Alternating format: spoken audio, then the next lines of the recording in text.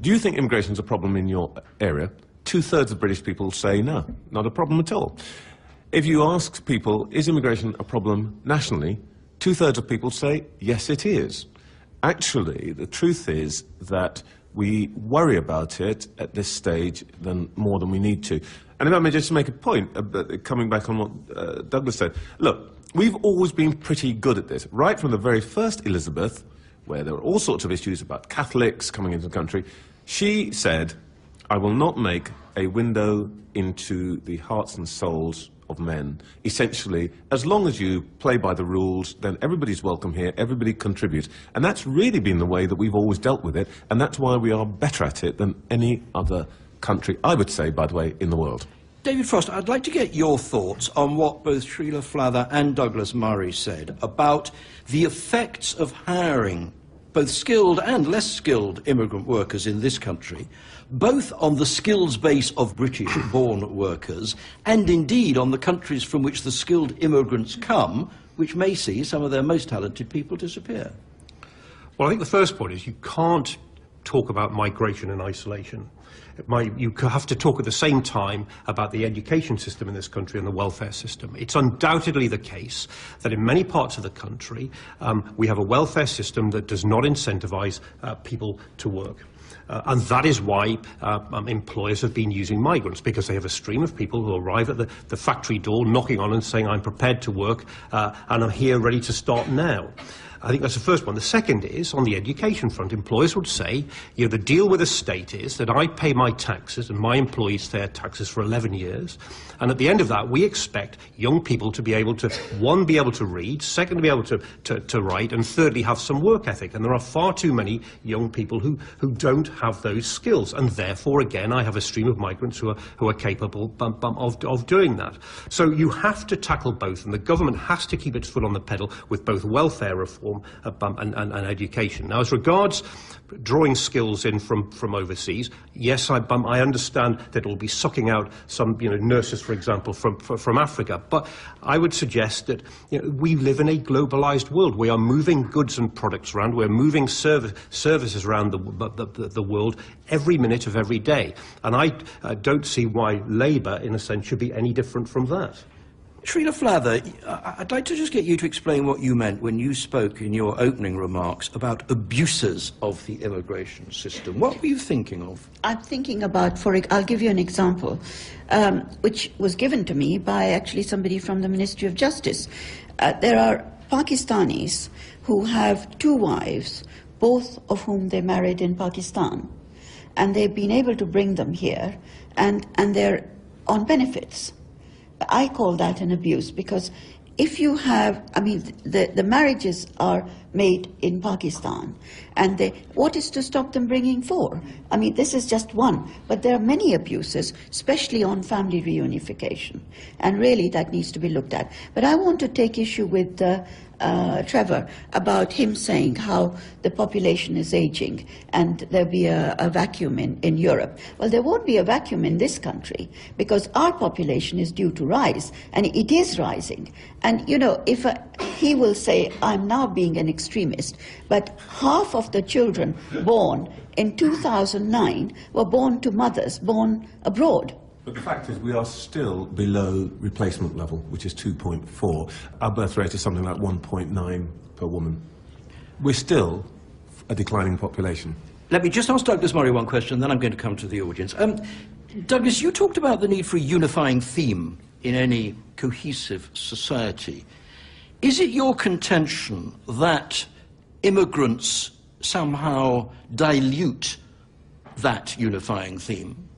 Well, absolutely, and particularly when you see not just immigration, but mass immigration, which is what this country has seen since. And you talk about mass immigration, even having looked at the figures or heard the figures, which I outlined. Mass immigration, hundreds of thousands of people going into a country any year, of course, is by any standards mass immigration. And may I say, just quickly, this figure that's always trotted out about the Huguenots and Elizabeth I. The same number of Huguenots came to this country over a half-century as people come into this country in a couple of months now. Now, it's true that there is a level at which people can integrate swiftly and that society can absorb them. But I would contend, and I think there's a lot of evidence to say this, that if hundreds of thousands of people are coming in, there is no incentive to involve yourself in the society. That is why we see the situation we currently have with parallel communities. I mean, if you don't even have to leave London to see this, that there are communities in this country that are to all intents and purposes, transplanted direct. And I think that's a bad thing. OK, let's get some questions from the floor now. Lots of people here with lots of points to make, I am sure. Raise your hands, wait for a microphone to reach you. Yes, there's a lady down there, and then there's a lady over on the other side. Yeah, you first. Hi, my name is Casey Callista. And my question is, what effect do you believe the native religious population has on immigrant integration? For example, the American South versus England or France, especially considering immigrants from less developed countries tend to be more religious. May I ask where you're from originally? America. Thank you. And one over here? My name is Flaminia, and I'm from Goldsmiths University.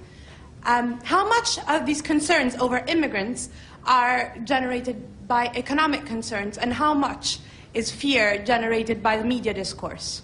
OK, thanks. Let's get some answers to those first of all.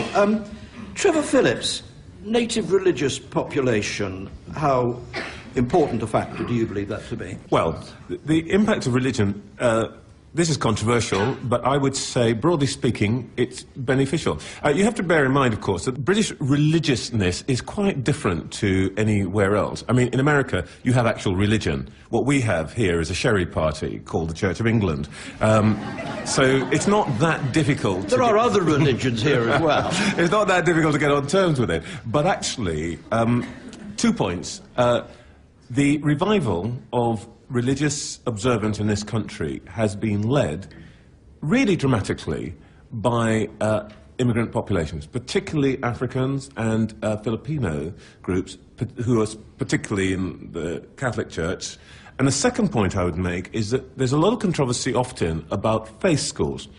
Well, actually, we did some work on this about 2 years ago, and what we discovered was that for specific reasons, the Church of England schools and Catholic schools in this country tend to be more ethnically diverse than the normal municipal state schools. And the reason for that is that they don't just draw from a single neighbourhood, they draw from a wider neighbourhood. And what that means is that actually these are the places quite often where in schools the most integration, the most sharing across the lines of ethnicity are taking place. Douglas Murray, can I get you to respond to the second question, which is why you think there is concern about immigration levels? Is it more to do with economic concerns, fears about jobs and so on, or is it really fear engendered by media coverage of the issue? No, I think it's too easy to pretend these issues aren't actually there, pretend that the media whips them up and so on. Let's say, take a recent celebrity in this matter, Mrs. Duffy. From Rochdale, who became famous when she spoke with Prime Minister Gordon Brown before the ex-Prime Minister Gordon Brown before the last election.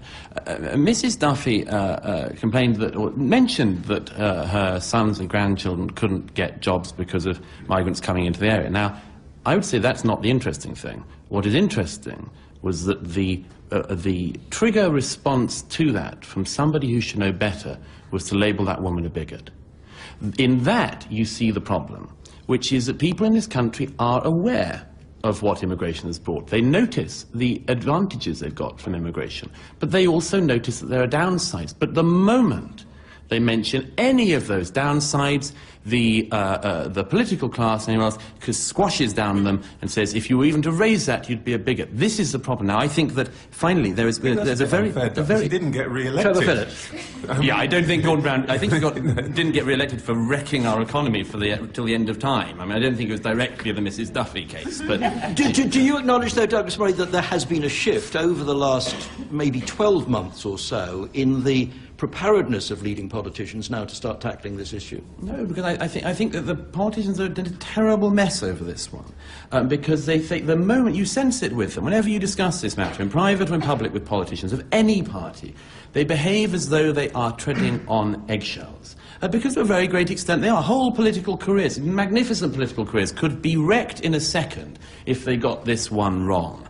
The fact is that people need to have their concerns reflected by the political class, and they don't. Let me give you one very quick example, if I may, which was that in April of this year, just before the election, Labour government boasted of the number of jobs it had created in its 13-year period in office. And it turned that almost every one of the 1.67 million new jobs had gone to foreign-born workers. Now, if you were a British person who had not been born abroad, you should have the ability to discuss that in a way that does not bring your political class and often sections of your media class down on your head. These are utterly legitimate concerns. Let's take another couple of questions. Gentleman over there. Christian Story, King's College. First of all, I'd like to say that I couldn't agree with Douglas Murray more. My concern is regarding immigrants that don't integrate into the larger community, and therefore there's not as such a melting pot of immigration, but a volatile salad bowl, if you like. Our tolerance and liberalism has been exploited in certain places like Bradford, my city, to such an extent that the city is on the verge or knife edge of social and economic collapse. And this is partly because of the issue of the city rulers and the councillors and the police are not willing to deal with the issue for fear of being labelled racists. So my question would be, what do you think the future is for cities like Bradford? Trevor Phillips, very simple question for you. What is the future for Bradford? Bradford is a pretty successful city. Bradford's got a new city centre. I know there are issues, but there are issues in every city. And by the way, some of those issues in London are not brown or black, they're white. You stand outside the pub on Friday night or Saturday night in any city and you're going to find some difficulties. I do not think Bradford's a city on the verge of collapse. Actually, I think financial services and so on there have changed it. Can I just make a very quick point about something else? Let's just stop having this debate as though we're still in the 1980s. Immigration is now an irreversible part of the world economy. The remittances business, people sending money back home, $450 billion every year, more than all of the flows of official aid. This is part of the new world we've just got to deal with. And here, I don't agree, Douglas. I mean, I don't know what world you're living in. Nobody can stop talking about immigration at the moment. There's not some dirty secret. Actually, what's happened is, it isn't carrying the same charge that used to when Enoch Powell made it into a purely racial debate. It is a question about economics, about social costs, about how we plan. So trying to recast this as though we were still having the same debate about race that we did in the 1970s, frankly, is a complete waste of time. It's a new world. Let's talk about it in that context. Douglas Murray. Trevor, I mean, this exactly demonstrates the problem, doesn't it? I mean, there's a gentleman there who lives in Bradford and says that he experiences it as a very riven and torn society. You know, you, on a very substantial government salary in your large quango, get to I was wondering when we were going to get to my salary. You know, get to swan in and you'll be welcomed by all of the relevant faith leaders and all the sort of self-important people in the community who say they speak for the community and so on. And that's your experience of Britain. When you say, which world do I live in? I live in the ordinary world of other people in Britain. But, I mean, if I can say so, yours is a very privileged view of this. I think it's time for another question. There's a lady down here, and then there's a gentleman right at the back there. Yeah. I wanted to ask Sue Wright, University of Portsmouth. I wanted to ask the panel what they think about citizenship testing. What do they think it's for? Do they think it's working? OK, thank you for that. And the gentleman at the back there? My name is Bruno Silva. I'm from Brunel University. I just wanted to pick up on Mr. Murray's points about the British culture and when the immigrants are coming in, they're not really getting a sense of what it's supposed to be like to be British. It's a culture which is always evolving. That's what makes the British culture such a good thing. At the same time, that's what people kind of see it as a negative. OK, thanks for that. Douglas Murray, citizenship testing? I think it's vital. It may be too late, but it's certainly something we should be doing very rigorously now. I mean, what the young gentleman just said gets very much to the core of the problem, because the British people are, I would submit, stuck between the following sort of statements. On the one hand, you have yourself saying, there's no such thing as British culture, and a lot of people feel that. A lot of people feel that British identity... Well, to be fair, that's not so exactly what he said. He said it's evolving all the time. Sure, but that it's been so assailed that there's no such thing as British culture, as it were. That's the beauty of it. And then on the other hand, you have Trevor Phillips coming along and saying, if you have any of those old-fashioned concerns, you've just got to get with the modern beat about it, you're so last century, and so on. Actually, I don't think that is the case. I don't think it is an economic debate. I think it's one about identity, which people should be having. I agree